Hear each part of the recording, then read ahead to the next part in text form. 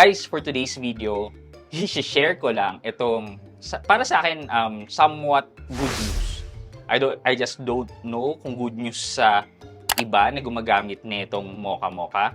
Pero, ni-revoke na ang company registration ni Copperstone Lending na may pagmamay-ari ng Mocha Mocha. Bakit? Well, I know, alam niyo na kung bakit, pero pag-uusapan natin yan, samahan niyo ako. Sit back and let's discuss. Coming right up.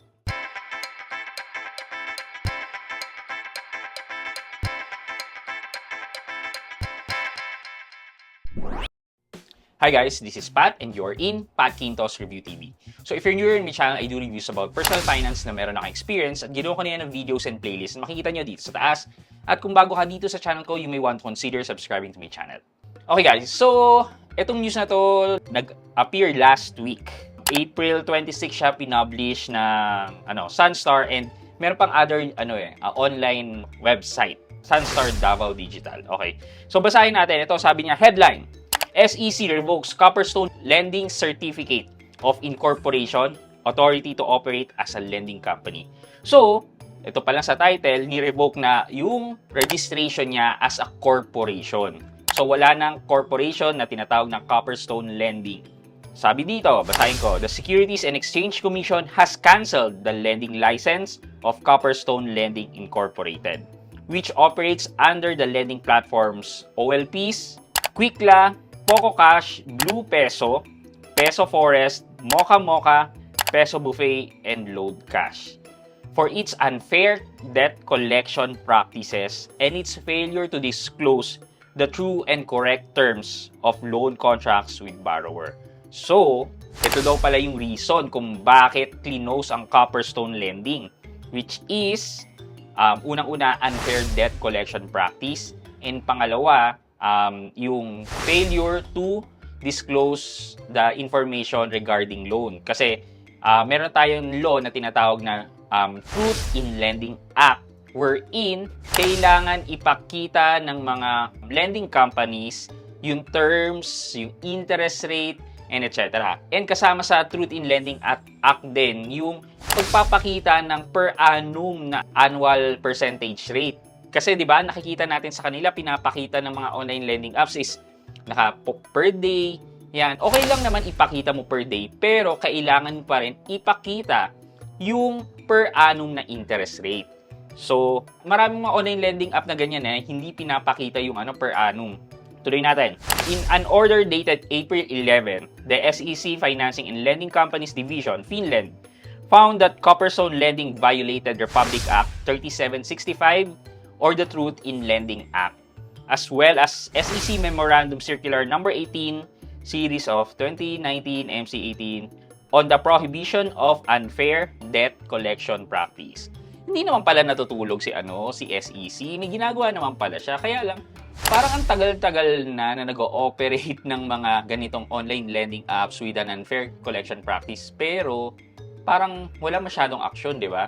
Baka naman hindi tayo nagre-report sa SEC para dumating sa kanilang report at makapag-investigate sila. So, I don't know, siguro sa mga online lending app na nakikita nyo na may unfair collection practice or ano pa ba, sa tingin nyo bigla kayo niloloko, yung tipong bigla na lang sinisend sa inyo na hindi nyo naman ina-approve, yan. Well, grounds yan sa Truth in Lending Act.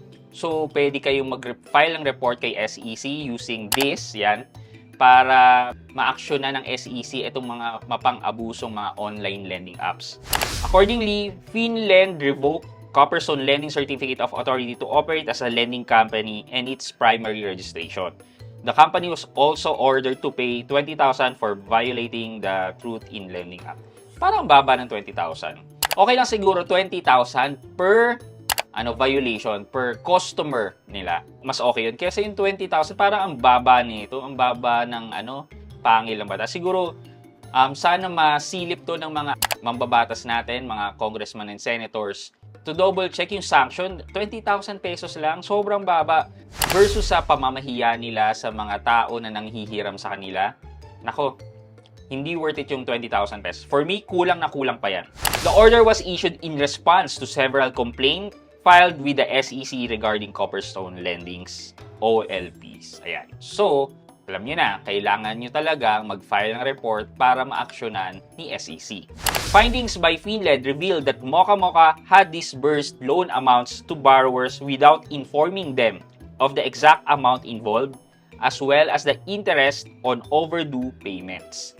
It was also found to be falsely advertising terms of loan contract compared to what was actually contracted with borrowers.